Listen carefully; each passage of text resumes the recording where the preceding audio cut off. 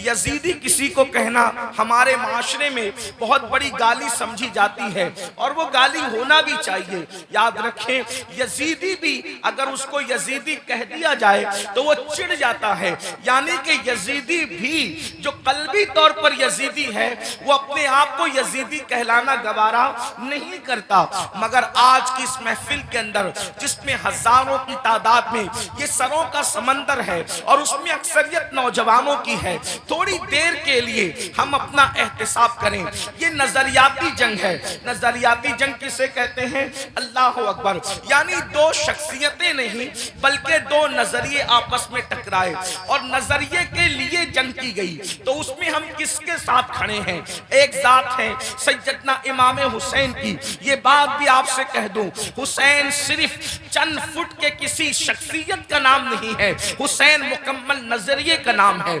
हुसैन जो है एक मुकम्मल फिक्र का नाम है। हुसैन पाक एक मुकम्मल अंजुमन का नाम है। हुसैन पाक जो है वो मुकम्मल एक मसलक का नाम है। हुसैन पाक अल्लाह अकबर जोहदे मुसलसल की दावत पहम का नाम है। हुसैन पाक अल्लाह अकबर गैरतों की आबरू के तहफ्फुज का नाम है। हुसैन पाक अस्लाफ की मेहनतों के तहफ्फुज का नाम है। तो हम लोग किसके साथ खड़े हैं? इमाम हुसैन के साथ खड़े हैं या फिर यजीद भी चंद फुट के किसी एक इंसान का नाम सिर्फ नहीं है बल्कि यजीद भी एक नजरिए का नाम है। हम किसके साथ खड़े हैं? अल्लाह अकबर। जो लोग यजीदी नजरिए के साथ खड़े हैं, लाख अपने आप को हुसैनी कह लें, वो हुसैनी हो नहीं सकते। अब ये नजरियात क्या है? थोड़ी देर मैं तारीख के हवाले से आपकी खिदमत में पहले यजीद का नजरिया पढ़ता हूं और उसके बाद इमाम अली मकाम का नजरिया पढ़ता हूं। मैं नहीं कहूंगा किसी को, आप नहीं कहेंगे किसी को कि हुसैनी कौन है, यजीदी कौन है।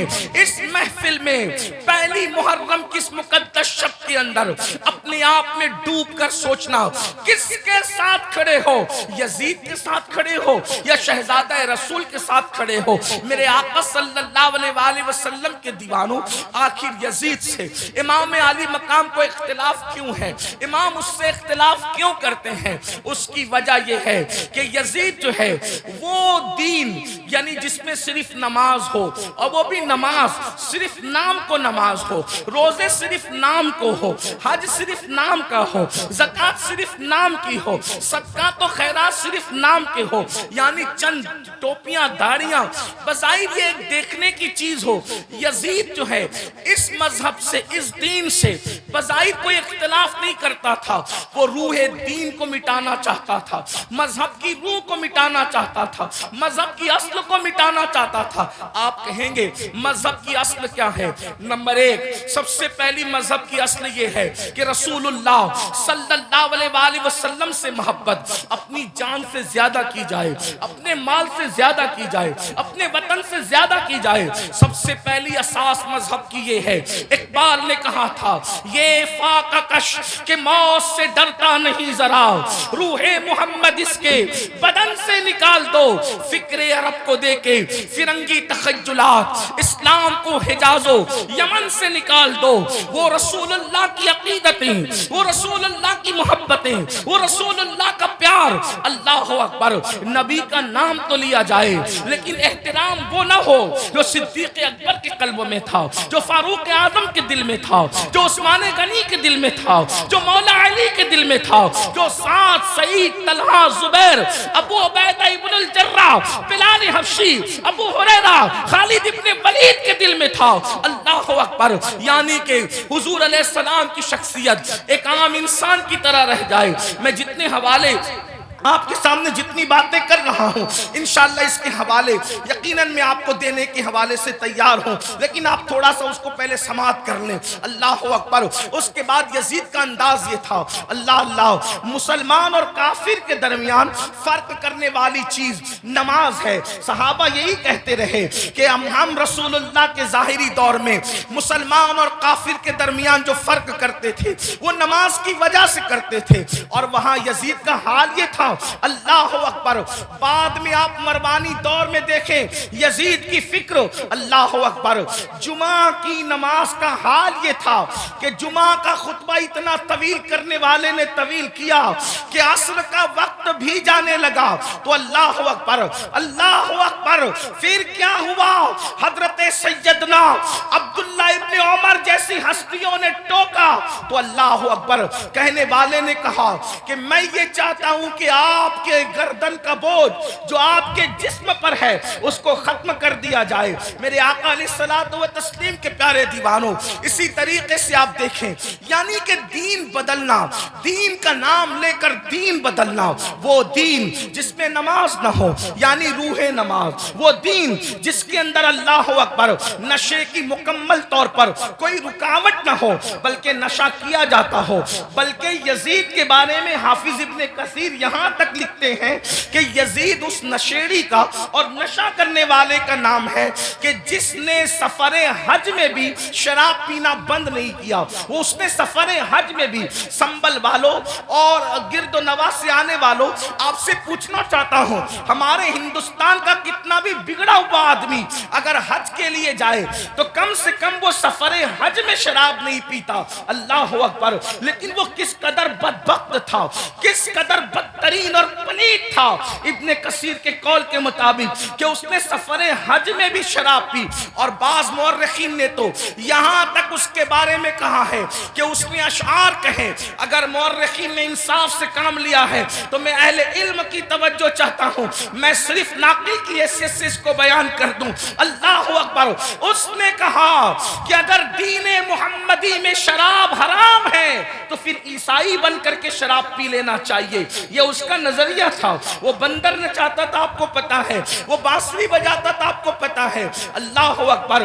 और यहां तक के ख्वाजा हसन निजामी जैसे लोगों ने तो बहुत बड़ी बातें उसके बारे में लिखी। लेकिन मैं बहुत एहतियात के साथ ये बात करूं कि यजीद उस बदतरीन इंसान का नाम है जिसने अपनी सौतेली मां पर तक पाप की नजर डाली।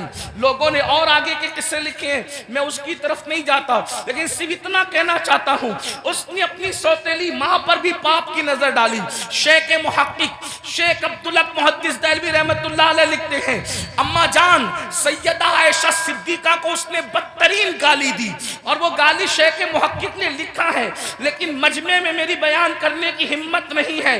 वल्लाह वो सैयदा आयशा सिद्दीका जिसके बिस्तर पे कुरान नाजिल होता हो, वो सैयदा आयशा सिद्दीका जिस पे तोहमत लगती हो, तो अल्लाह जिसकी बरात का ऐलान करता है, जिसकी इज्जत का ऐलान करता है, जिसकी शान और अज़मत का ऐलान करता है, सूरतुन नूर की आयतें जिसकी तहारत की गवाही देती नजर आती हो। मेरे इमाम कहते हैं शमा दिल मिश्का तन सीना ज़ुजाजा नूर का तेरी सीरत के लिए आया है सूरा नूर का।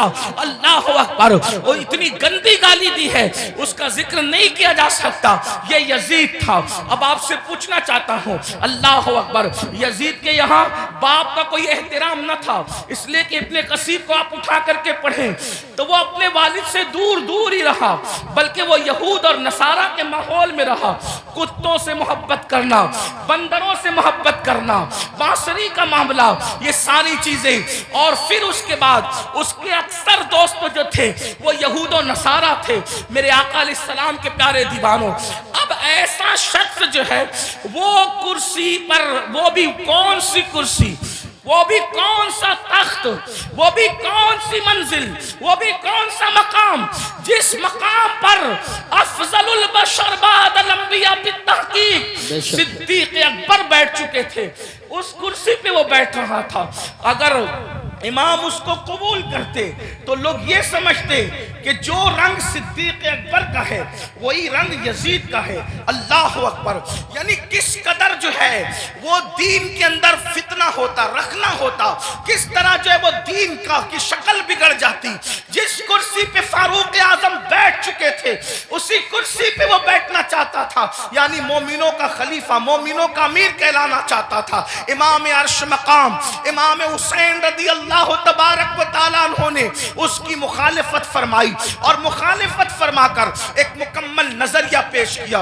अली अकबर जैसा जवान खाको खून में तड़पता हुआ देखा जाएगा, अली असगर जैसा शहजादा करबला की जमीन पर दफन होता हुआ देखा जाएगा। सकीना के चेहरे पर तमाचे लगते हैं, हुसैन उसको बर्दाश्त कर लेंगे।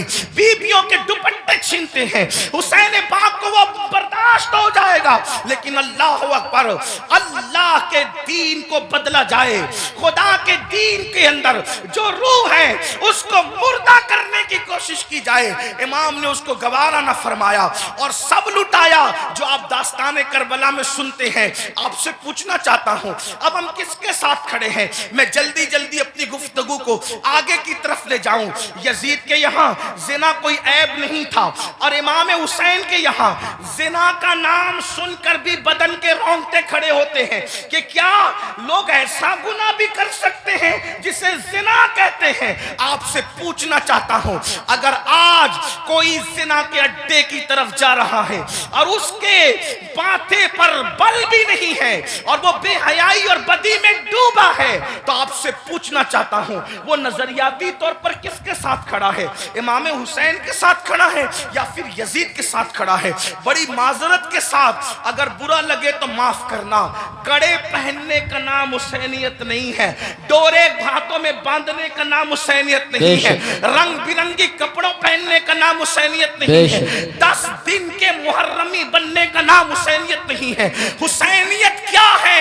हुसैनियत ये है अगर दीन के तहफ्फुज़ के लिए घर लुटाना पड़े तो घर लुटा दो, औलाद लुटाना पड़े तो औलाद लुटा दो, हत्ता के जान भी कुर्बान करना पड़े तो जान भी कुर्बान करके बता दो, जाने अहम नहीं है, अल्लाह का दीन है। अल्लाह या रसूल।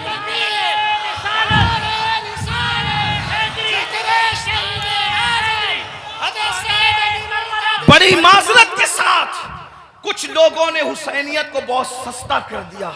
अगर डोरे कड़े और कलर के कपड़ों का नाम हुसैनियत होता या चंद महफिलों का नाम हुसैनियत होता, फिर तो पूरी दुनिया हुसैनियत की तरफ आ जाती। हुसैनियत इतनी आसान तो नहीं है ना।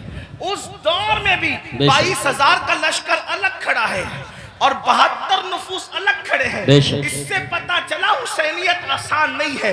अब अपने आप में डूबकर सोचो, क़यामत के दिन अल्लाह अकबर किसके साथ उठोगे? मेरी कौम के वो जवानों जो अपनी रातों को गंदी फिल्मों के साथ जो है वो अल्लाह अकबर जहन्नम के अजाब को कबूल करते हुए, खुदा के चैलेंज से न डरते हुए, नरम नरम गद्दों पे लेटकर अगर जिना के मनाजिर देख रहे हो तो मैं यहाँ उलमा मौजूद है, एक बात अर्ज करूं कि यजीद भी तो कहीं फिर ऐसा काम करने वालों से इस मामले में 2 कदम पीछे नजर आ रहा है। और मेरी कौम के वो जवान जो अपने आप को हुसैनी कह रहे हैं, वो इस मामले के अंदर, इस मामले में कह रहा है, क्या वो यजीद से 2 कदम आगे नजर नहीं आते? अल्लाह बताओ तो सही। शहजादे रसूल से मोहब्बत का दावा, और कोई मुसलमान ये तसव्वुर कर सकता है कि वो जिना के अड्डे पे जाए?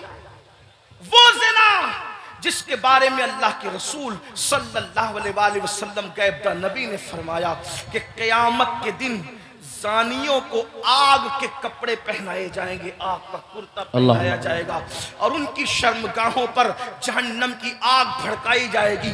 फिर उसके बाद दूसरी चीज शराब को लेने, नशा को लेने। अल्लाह अकबर, 16-16, 17-17 साल के लड़के आज हमारे नशा की तरफ जा रहे हैं। और अल्लाह अकबर, नशा की तरफ जो चीज ले जा रही है, मुझे ऐसा महसूस हो रहा है कि हुक्का जो है वो इंसान को नशे की तरफ तेजी के साथ ले जा रहा है। मैं हुक्के पर कोई हुक्म तो नहीं लगा रहा हूँ, वैसे कहीं कोई मैं मुफ्ती भी नहीं हूँ कि मैं हुक्के पर कोई हुक्म लगाऊं। हुक्म बयान करना मेरा काम नहीं। मैं एक छोटा सा तालिब इल्म हूँ, इस्लाह माशरा की महफिल में सिर्फ दिल का दर्द लेकर के आया हूँ। इब्तिदा हुक्के से होती होती है, हुक्का तो कोई हराम नहीं, इस तरह की लोग बात करते हैं। फिर धीरे धीरे सिगरेट पर आते हैं और सिगरेट के अंदर फिर क्या क्या लगा के पिया जाता है, मुझसे ज्यादा आप लोग जानते हैं और आप लोगों से ही हम तक बातें पहुंचती है। और फिर धीरे धीरे इंसान एमडी का, नशे का और खुदा जाने किस किस चीज का आदी हो जाता है। आपसे पूछता हूं, यजीद भी नशा कर रहा है, आप भी नशा कर रहे हैं, और यजीद के और आपके नशे में फर्क क्या है? अल्लाह अकबर, शायद यजीद ने एमडी वगैरह को ख्वाब में भी नहीं देखा होगा। अल्लाह अकबर, अंदाजा फरमाए किस तरफ जा रहे हो। अल्लाह अकबर, इमाम अली मकाम अला जद्दी वाली सलाम के सामने ये चैलेंजेस थे। आप अपनी कौम को जराइम से बचाना चाहते थे, आप अपनी कौम को गुनाह से बचाना चाहते थे। जानते हैं अल्लाह के रसूल सल्लल्लाहु अलैहि वसल्लम ने बस्तियों के उजड़ने और घरों के उजड़ने के लिए जो बात बयान फरमाई है उसको दिल के कानों से सुने। अल्लाह के गैबदा नबी सल्लल्लाहु अलैहि वसल्लम इरशाद फरमाते हैं, रातों को कुछ लोगों के मकानात खुद ब खुद जमीन में धंस जाएंगे, जमीन के अंदर जो है जमीन बोस हो जाएंगे। आप कभी सुनते हैं ना कि फला बिल्डिंग गिर गई, फला बिल्डिंग जमीन में दफन हो गई। मैं ये नहीं कहता कि सब इसी वजह से होती है, लेकिन अल्लाह के हबीब गैबदा नबी सल्लल्लाहु अलैहि वसल्लम घरों के उजड़ने के, घरों के जमीन बोस होने के असबाब क्या बयान करते हैं। लोग कहते हैं हमारे घरों पर ये चल रहा है, वो चल रहा है। मैंने कहा जो चला रहे हैं हम उनके भी साथ नहीं है, लेकिन अपना करतूत भी तो देखो। कुरान कहता है वमा असाबकुम मिन मुसीबतिन फबिमा कसबत ऐदीकुम, कि तुम पर जो भी मुसीबत आती है वो तुम्हारे किए धरा है, वो तुम्हारे बुरे अमाल का नतीजा है। अल्लाह अकबर, क्या हुआ? आका इरशाद फरमाते हैं सल्लल्लाहु अलैहि वसल्लम के कुछ लोगों के मकान रातों रात जमीन पे गिर जाते हैं, जमीनों में धंस जाते हैं। सहाबा ने पूछा या रसूल अल्लाह उसकी वजह क्या है? आका फरमाते हैं दो गुना जब घरों के अंदर किए जाते हैं, दो गुना जब इमारतों के अंदर किए जाते हैं तो घरों को जमीन में धंसा दिया जाता है, घरों को जमीन बोस कर दिया जाता है। पूछा या रसूल अल्लाह वो क्या है? फरमाया एक मौसीकी है, म्यूजिक है। जिस घर में म्यूजिक बजता है और जिस घर में शराब पी जाती है, रातों रात उन घरों को जमीन में धंसा दिया जाता है। अब आप मुझे बताओ, कानों में ईयरफोन लगाकर रातों के 3-3, 4-4 बजे तक म्यूजिक सुनने वालों, क्या तुम्हें अपने घरों से प्यार नहीं है? तुम्हें अपने घरों से मोहब्बत नहीं है? तुम्हें अपने घरों से उल्फत नहीं है? और फिर अल्लाह के हबीब अलैहिस्सलाम फरमाते हैं जिसने दुनिया में शराब का एक घूंट पिया और तौबा नहीं की, जब वो मरेगा तो मरने वक्त उसकी जबान पे कलमा जारी नहीं होगा, वो कलमे से महरूम रहेगा। और यहाँ तक के हजरत मालिकुद्दीनार फरमाते हैं मैंने कई नशा करने वालों को कुफ्र पर मरते देखा है। अल्लाह अकबर। हजरत उमर इब्न अब्दुल अजीज कहते हैं मैंने कई नशा करने वालों को कुफ्र पर काफिर होकर मरते देखा है। अल्लाह के बंदो जरा गौर तो करो। फिर तीसरी चीज लेते हैं नमाज के हवाले से। 95% लोग नमाज नहीं पढ़ते हमारे माशरे का, और लोग आसानी से कह देते हैं मौलाना हमें टाइम नहीं मिलता। बल्कि आशूर के शब में भी, जिसमें जुमेरात ही को जंग हो रही थी करबला की, अक्सर मौर्रिखीन कहते हैं जुमरात कोई जो है वो जंग का आगाज कर दिया था। इमाम पाक ने पूछा गाजी अब्बास से, अब्बास क्या कर रहे हैं ये लोग? कहा वो तो जंग शुरू करने की बात करते हैं। कहा उनसे कह दो कि हमें नमाज बहुत पसंद है, हमें तिलावत बहुत पसंद है, हमें गिरिया अल्लाह के लिए करना बहुत पसंद है, जिक्र अस्कार बहुत पसंद है। वो जंग तो होनी है, लेकिन एक रात की वो हमें मोहलत दे दे ताकि आने वाली रात शबे आशूर है उसमें हम अल्लाह की इबादत करें, गिरिया वजारी करें। आपसे पूछता हूं, इमाम तो मोहलत ले रहे हैं इबादत के लिए, और अल्लाह रब्बुल इज्जत ने हमें पूरी जिंदगी दी है, इबादत की तरफ नहीं आते। कितनी सादगी से इंसान कहता है मौलाना टाइम नहीं मिलता। मुझे बताओ हमसे बढ़ करके मक्र कौन कर रहा है? हम कहते हैं टाइम नहीं मिलता। अगर तिलावत के लिए टाइम नहीं है तो घंटों घंटों व्हाट्सएप पर वक्त के लिए कैसे टाइम मिलता है? अगर अल्लाह की इबादत के लिए टाइम नहीं है तो फेसबुक पर, यूट्यूब पर घंटों गुजारने के लिए टाइम कैसे मिलता है? दोस्तों के साथ गपशप करने के लिए टाइम कैसे मिलता है? याद रखिए अल्लाह के बंदो, कब तक अय्याशियां करते रहोगे? कब तक जराइम करते रहोगे? कब तक खुदा के गजब को चैलेंज करते रहोगे? कब तक अल्लाह के अजाब को दावत देते रहोगे? कब तक खुदा के अजाब से गफलत बरतते रहोगे? याद रखना अल्लाह अल्लाह ने किसी को बहुत लंबी उम्र हमेशा के लिए नहीं दी है। आखिर मौत है मौत, आखिर मौत है मौत। जब उसने महबूबों को मौत दी है तो फिर मरदूदों का क्या हाल होगा। जब उसने मुकर्रबीन को मौत का मजा चखाया है तो दूर रहने वालों का क्या हाल होगा। याद रखना, जिस दिन रूह का रिश्ता जिस्म से टूट जाएगा उस दिन सिवाय पछतावे के कुछ हाथ नहीं आएगा। अल्लाह अल्लाह, जब लोगों के दरमियान बैठते हो तो वलियों की तरह बातें करते हो, और जब तन्हाइयों में होते हो तो शैतान का नंगा नाच बन जाते हो। ये मुनाफिकत नहीं है तो और क्या है। जबान कुछ और कहे और किरदार कुछ और कहे।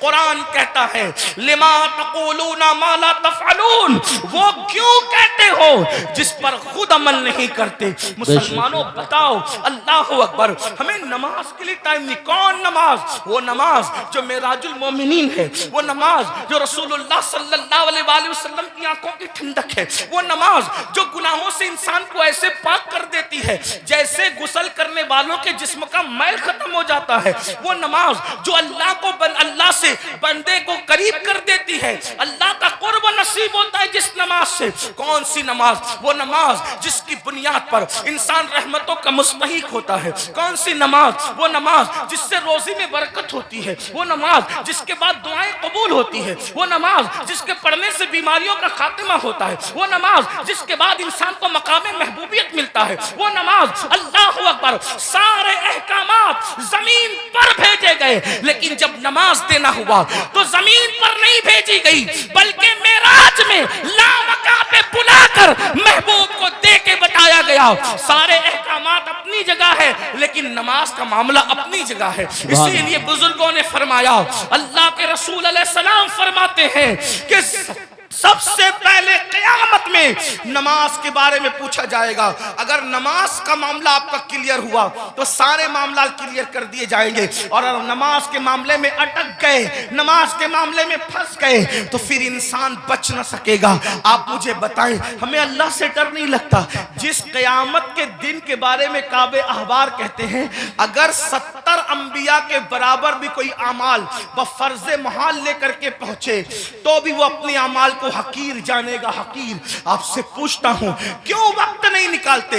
अब आइए आपसे पूछूं, इमाम तो सजदे की, इमाम तो अल्लाह अकबर शहादत के वक्त भी सजदा करते हैं। कितना दर्दनाक वक्त होगा। अल्लाह अल्लाह, जब इंसान का एक्सीडेंट होता है और वो मौत को करीब देखता है तो इंसान अपनी जान की फिक्र करता है, मगर कुर्बान मेरे इमाम शहीद करबला ने जब आखिरी वक्त आया तो भी अपने सर को सजदे में रखा और सर सजदे में रख करके बता दिया, औरों को जान से मोहब्बत है लेकिन अली के बेटे को अपनी जान से ज्यादा सजदे से मोहब्बत है। आप बताएं तो सही। और उसी नमाज से हम दूर है। आशूर में भी नमाज दूर करते, आशूर में भी नमाज से दूर रहते हैं। आइए अब इस अपनी गुफ्तगू को एंड की तरफ ले जाते हुए आपसे पूछूं, अगर क़यामत के दिन, तवज्जो करना इन जुमलों पर, अगर क़यामत के दिन फहरिस्त बनी जानियों की कि जानी एक साथ खड़े रहे, तवज्जो आप, जानियों की फहरिस्त बनी कि जानी एक साथ खड़े रहेंगे, तो जिस ग्रुप में यजीद होगा उसी ग्रुप में जिना करने वाले भी तो होंगे ना। दुनिया के अंदर बड़ी बड़ी बातें हाकना आसान है। महशर आपकी मर्जी और मेरी मर्जी से नहीं होगा। महशर को महशर कहते इसलिए हैं कि वहां बड़े बड़े मुकर्रबीन भी नफ्सी नफ्सी कहेंगे। अल्लाह, थोड़ा किसी के दिल की फरियाद दिल के कानों से सुनो। मेरी कौम के जवानों, जहन्नम का ईंधन बनने नहीं आए हो। मेरी कौम के जवानों, अल्लाह को नाराज करने नहीं आए हो। इमाम आली मकाम से जान से ज्यादा मोहब्बत करने वाले मेरे सुन्नियों, आपसे पूछता हूं, थोड़ा गौर करना, ईमान वाले दिल पे हाथ रखकर सोचना। जानियों की फहरिस्त बनेगी कि सारे जानी एक साथ खड़े रहे, तो बताओ जहां यजीद होगा वहां जानी लोग होंगे कि नहीं होंगे? और निगाहों की पाकीज़ा, निगाहों को पाकीज़ा रखने वालों की फहरिस्त बनेगी कि जो निगाहों को नीचा रखते थे, औरतों को पाप की नजर से नहीं देखते थे, जिनकी निगाहों में तकद्दुस था, वो सब एक तरफ खड़े रहे। तो बताओ, अल्लाह अकबर, निगाहों नमाजों को तहफ्फुज देने वाले इमाम हुसैन के साथ खड़े होंगे और जिना करने वाले यजीद के साथ खड़े होंगे। अगर क़यामत में ऐसा हो गया, अगर हो गया कि बेनमाजी एक साथ रहें और नमाजों की पाबंदी करने वाले एक साथ खड़े रहें, तो बताओ यजीद के साथ खड़े होंगे कि नहीं होंगे बेनमाजी? और जो नमाजों को तहफ्फुज देते थे वो उस शहीद के साथ खड़े होंगे कि नहीं होंगे, जिसने सर को सजदे में कुर्बान किया है, सर सजदे में कुर्बान किया है। अल्लाह अल्लाह किसी ने कहा था, हो सके तो लाइए दोनों जहां मीजान में, मैंने एक सजदा जमीने करबला से ले लिया। अल्लाह अकबर। बताओ मुसलमानों, तो पता चला ये नजरियात की जंग है, ये नजरियात की जंग है। आपसे पूछूं, जंग में जब इंसान जाता है, जंग में जब इंसान जाता है फौज लेकर जाता है, बहन लेकर नहीं जाता। जंग में इंसान जाता है फौज लेकर जाता है, बीबियां लेकर नहीं जाता। जंग में इंसान जाता है, अल्लाह अकबर, फौज लेकर जाता है, सौतेले भाई लेकर नहीं जाता। जंग में इंसान जाता है 6 महीने का बच्चा लेकर नहीं जाता। इमाम आप जंग में भी जा रहे हैं, और कुछ लोग तो ये कहते हैं कि चलो इत्तेफाकी हादसा हो गया। इत्तेफाकी हादसा आपके मौर्रिखीन के लोगों के लिए कहने को है, वरना रसूलुल्लाह के घर का बच्चा बच्चा जानता था। आका ने इतनी तफसील से करबला बयान की थी। इब्ने अब्बास कहते हैं कि नबी के घर के बच्चे बच्चे को पता था कि हुसैन मैदान करबला में खड़े जब वो शहीद होंगे जंगे सिफ़ीन के मौके पर। मौलाए कायनात जब करबला के करीब से गुजरे तो रोए, फरमाया यहाँ हुसैन के ऊंट बैठेंगे, यहाँ उनके कजावे रखे जाएंगे। यानी कितनी तफसील मालूम थी खानदान रसूल